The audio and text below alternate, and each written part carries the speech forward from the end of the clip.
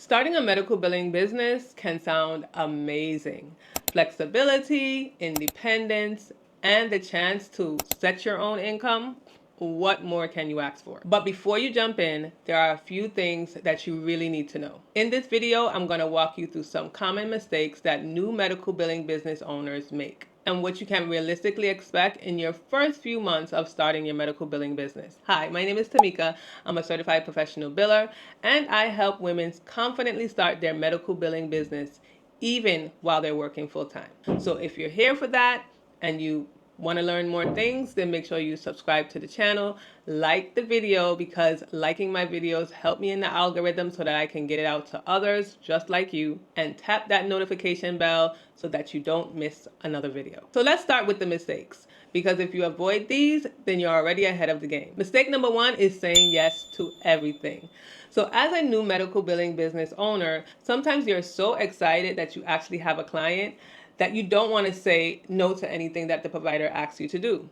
So if you have a provider and they ask you to do credentialing, or they ask you to do, eligibility and verification, which you don't do, and you still say yes, that can lead to burnout very quickly. So you need to be prepared in advance to know what services you provide and what services you don't provide.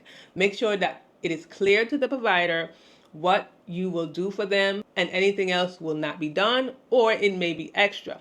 But you don't want to overdo it and just do everything, because that will definitely lead to burnout. Mistake number two is not having a contract.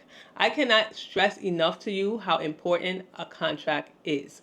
This is whether or not you know the provider, if you've been working for the provider, as a 9-to-5 job before, if it's a family friend, if it's anybody, you need to have a contract, because this contract will spell out what your responsibilities are, what the pay will be, what you won't be responsible for.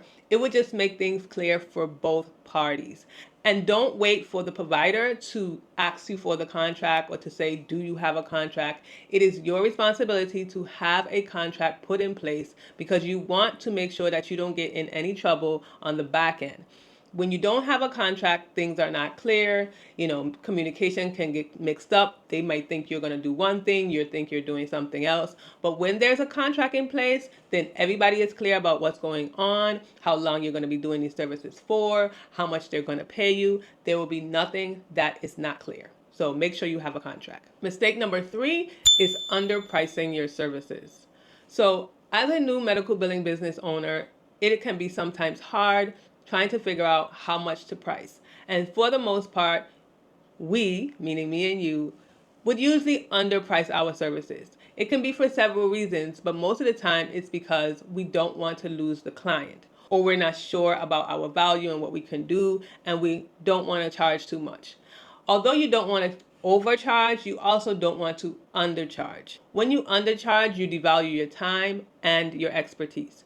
So although the provider might be happy because you're charging them a little bit, you won't be happy, and you won't do your best, because now you feel like you're doing all of this work and you're not getting paid for it. So although you might not price exactly what you want to the beginning, because you're just not sure about certain things as far as how long something would take you, what they want you to do, you're just really not sure. But try not to underprice your services too much, because you want to make sure that you do the best job that you can do for the provider, because this is their livelihood and this is what keeps them going. Mistake number four is relying on the client. Now, this might be your first client that you get and you're excited. Everything's going well. You're doing what you want. They seem happy. You're happy. And then you just stop marketing, stop networking. Never stop networking.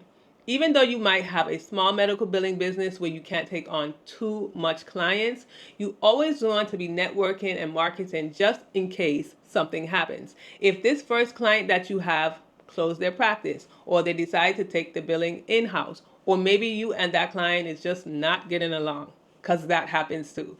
You don't want that to be the only client that you have. So try to diversify how much clients you have. The same way they say to diversify your income, don't put all your eggs in one basket. You don't want to do that with clients either.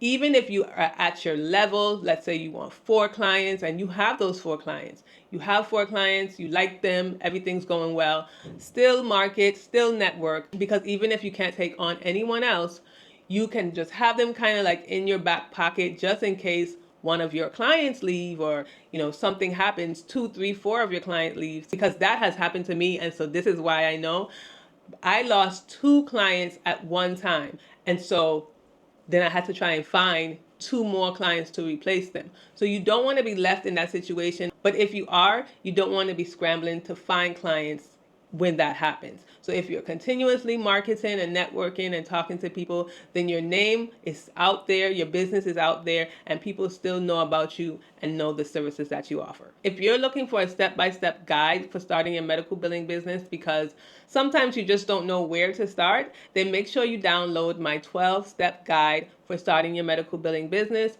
The link is in the description box. It is free. You just need to put in your name and your email address, and it will be sent to you. This will give you the 12 steps that you need to take to start your medical billing business with confidence. Now let's talk about those first few months, because expectations are everything.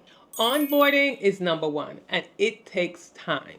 When you finally get that provider, it's going to take you some time to onboard them, to get information from them, to set them up in your system, to set up systems and processes so that you can make the next time you onboard a provider more smoothly. I know you're going to be excited about signing up this first client and you want to get with this so that you can start making money, but this onboarding process will determine how slow or fast you'll be able to jump into that billing process. So make sure that you have your onboarding process kind of mapped out in your head before, but when you actually get that first client, then you'll be able to smooth out any kinks that you have. Expect some trial and error, because at the beginning, during these first few months, you're going to have some times where you're going to probably get some rejected claims, where maybe something is not going through right, your provider wasn't credentialed, something is going to go on. So you might be spending more time doing a lot of troubleshooting, trying to figure out how to work in the provider's practice, trying to figure out how you and the provider can work together, because each provider has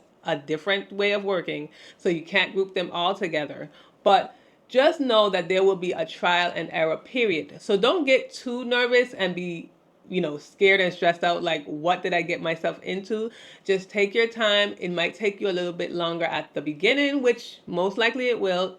I even take longer whenever I set up a new provider when it comes to working in a new system. I've been doing this for years, but at the beginning, when you first sign on a client, there is going to be some trial and error, and it's going to take a little while. Balancing your time, whether or not you're working a full-time job or you're doing this as a full-time entrepreneur, will be important in these first few months. Actually, they'll be important regardless, because you're going to have to learn how to balance your time, have time management, and set up systems and routines so that you can make sure that you get the job done. So if you're working full time, then you only have a limited amount of time to do certain things. So you're going to have to do things in the morning before work, do things during lunch, in the evenings, on weekends, on holidays. You're going to have to try and fit that within your time that you have, which can be limited when you're working full time. And if you're a full-time entrepreneur, then you still have to manage your time, because you can get caught up in the day-to-day if you're doing it from home, cleaning, cooking. If you have family members home, that can be a distraction. But you need to be able to balance your time block, set times when you're going to work so that you can make sure you get your work done. And starting off during the first few months, it's going to take a little time to get used to it, but as you do it more and more, then you will smooth out your process. Remember that slow and steady sets the pace. So when you're first starting out, you might feel like you're not bringing in a lot of income. You're not bringing in a lot of providers, you're not doing much, but you can slowly build on that. And even if you just have one provider, that provider will help you when you have 2 and 3 and 4. Imagine if you start off your first 3-4 months and you have 10 clients. You probably will be going crazy trying to figure out how to deal with them, how to, send out their billing, do all of that stuff. So if you're building your business slowly but steady, then you will be able to build your processes, have routines, make sure that you can slowly prepare yourself for when you get more and more clients, because each client will mean more work. So you're going to have to try and figure out how you're going to deal with that. And most important, emotions will be up and down. You started this medical billing because you probably love to do billing, but you're not going to always love to do billing. Sometimes you're going to feel overwhelmed. Sometimes you're going to be sick. I did a video about that. I'll link that above. Sometimes you just don't want to do it. And this is whether or not you're working your full-time job or you're a full-time entrepreneur. But just remember that this happens. It happens to the best of us. It happens to all of us. But make sure you stick to it and have discipline, and your routines and habits will get you through. So now you know the biggest mistakes to avoid and what to realistically expect in those first few months of starting your medical billing business. But now you might be wondering how to price your medical billing services without underpricing yourself. Be sure to watch this video right here, and I'll see you in my next one.